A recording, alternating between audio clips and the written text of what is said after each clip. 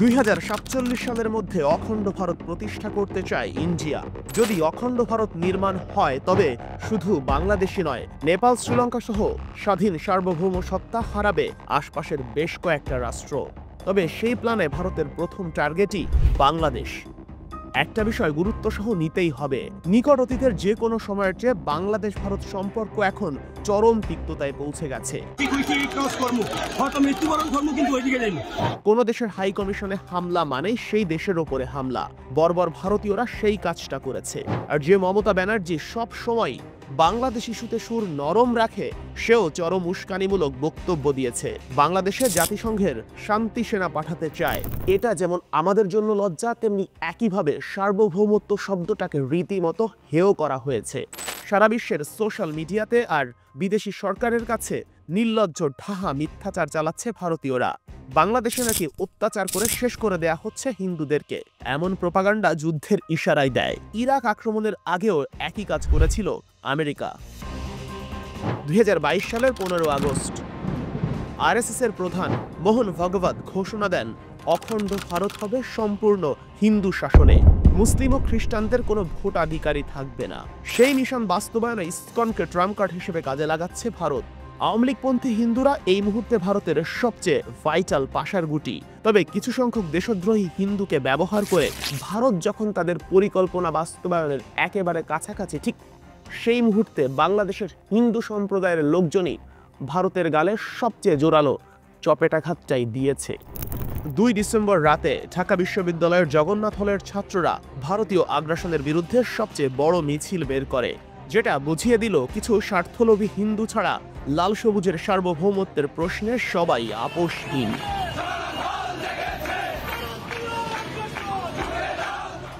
এরই মধ্যে গেরুয়া পতাকা নিয়ে সীমান্ত পাড়ি দিয়ে বাংলাদেশে ঢোকার চেষ্টা করেছে ভারত, যেটা খুবই খারাপ লক্ষণ। এই ঘটনা শেষবার ঘটেছিল 1948 সালে, ভারতের শেষ স্বাধীন মুসলিম সালতানাত হায়দ্রাবাদ দখলের আগে। এত বছর পর একই ঘটনা সত্যি চিন্তার বিষয়। 2023 সালের 28 মে নির্মাণ শেষ হয় দিল্লির নতুন সংসদ ভবনের।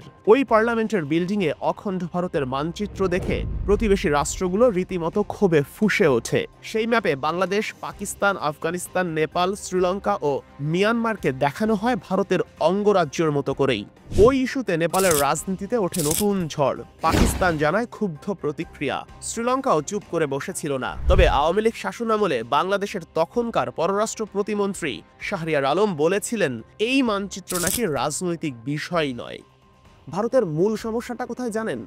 একটা দেশের সরকারের কাছ থেকে যখন বছরের পর বছর ধরে যখন যা চেয়েছে তাই পেয়ে এসেছে, কিন্তু হুট করে যখন সবকিছু বন্ধ হয়ে গেছে, তখন ইন্ডিয়ান গভর্নমেন্ট কিংবা সাধারণ জনগণ কারোরই মাথা কাজ করছে না, তারা এসব মেনেই নিতে পারছে না। আর ঠিক এজন্যই যে দেশে মসজিদ ভেঙে মন্দির তৈরি হয়, তারা আমাদের শেখাতে আসে অসাম্প্রদায়িকতা। যে দেশে ফ্রিজে গরুর মাংস রাখার জন্য মুসলিমদের জোর করে জয় শ্রীরাম উচ্চারণ করিয়ে করা হয় শারীরিক নির্যাতনও, তারাই আমাদের সাম্প্রদায়িক সম্প্রীতি শেখায়। এর চেয়ে হাস্যকর কি বা হতে পারে? তবে ভারতের মাস্টার প্ল্যান, অখণ্ড ভারত পরিকল্পনা ভুলে গেলে চলবে না।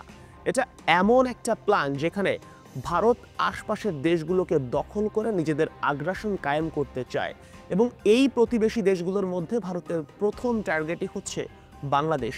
আর ভারত তাদের প্ল্যান মাফিকই আগাচ্ছে।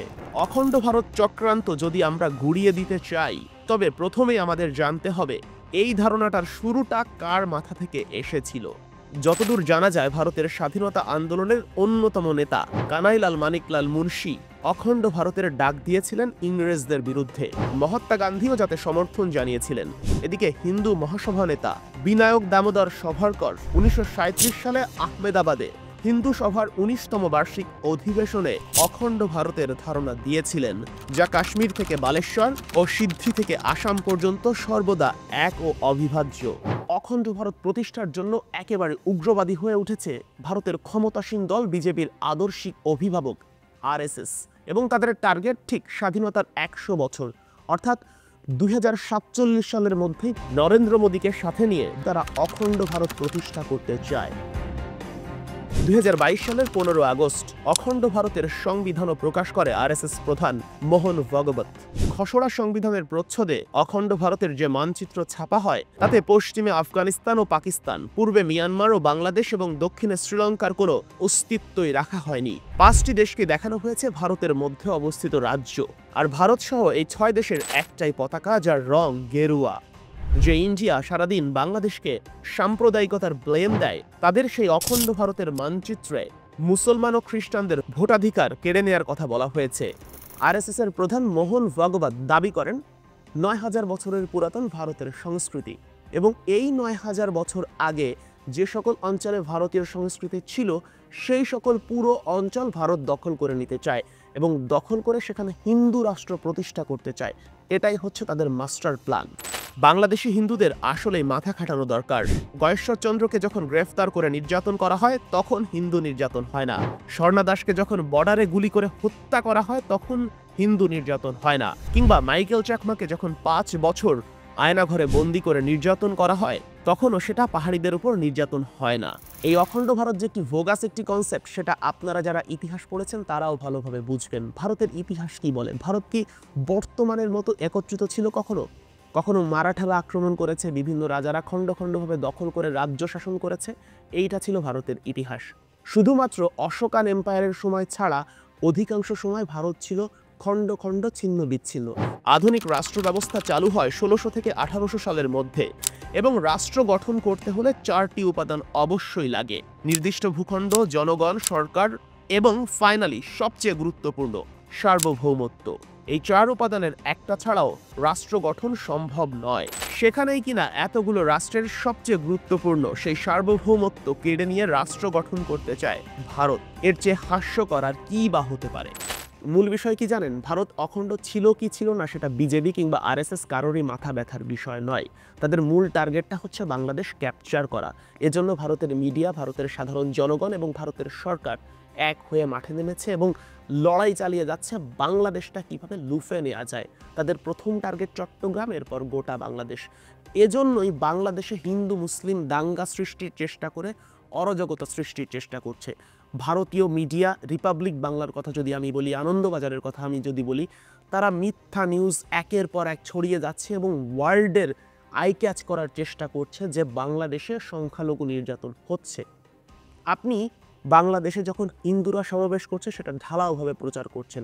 আপনি যখন ইসকন নেতাকে গ্রেপ্তার করা হচ্ছে তার অন্য অপরাধের কারণে সেটাকেও হিন্দু নির্যাতন হিসেবে দেখাচ্ছেন। কিন্তু ঢাকা বিশ্ববিদ্যালয়ের সংখ্যাগরিষ্ঠ হিন্দু হল, জগন্নাথ হলের শিক্ষার্থীরা যখন এক হয়ে মাঠে নামছে ভারতের আগ্রাসনের বিরুদ্ধে, সেই নিউজ কিন্তু ভারতীয় মিডিয়াতে প্রকাশ পাচ্ছে না। এর মূল বিষয়টা কি? বাংলাদেশে হিন্দু নির্যাতন হলো কি হলো না এইটাও কিন্তু ভারতের মূল বিষয় না। ভারতের মূল বিষয়টা হচ্ছে বাংলাদেশটা দখল করা, বাংলাদেশের সম্পদ লুফে নেওয়া। এতক্ষণ আপনাদের সঙ্গে ছিলাম শেখ আশিক। সহজ করে সহজ বিষয়গুলো বোঝানোর চেষ্টা করেছি, নিশ্চয়ই আপনারা বুঝতে পেরেছেন।